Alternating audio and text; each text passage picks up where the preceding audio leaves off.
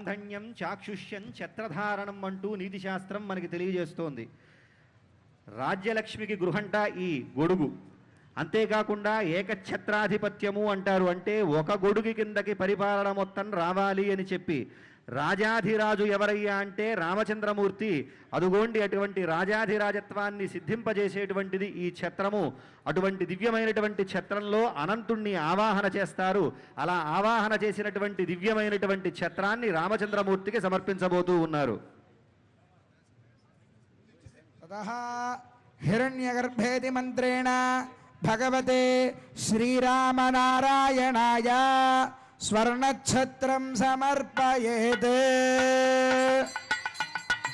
ఓం హిరణ్యగర్భః సమవర్తదాగ్రే భూతస్య జాతః పతిరేక ఆసీత్ సదాధార పృథివీంద్రామదేవాంగస్మై దేవాయ హవిషా విధేమా. జయ బోలో రామనారాయణ భగవానికి. ఛత్రం సమర్పణం జరిగింది. ఆ తర్వాత రాజకీయులు ఒక యతి ఈశ్వరులైనటువంటి ఉత్తరాది మఠ స్వామివారు సత్యాత్మతీర్థులు అనేటువంటి వారు సమర్పించినటువంటిది. ఇది ఒక 2 ఏళ్ల క్రితం మనకు వారు ప్రత్యేకించి ఈ బంగారు ఖడ్గాన్ని స్వామివారికి సమర్పించారు. ఆ ఖడ్గాన్ని ఈ పట్టాభిషేక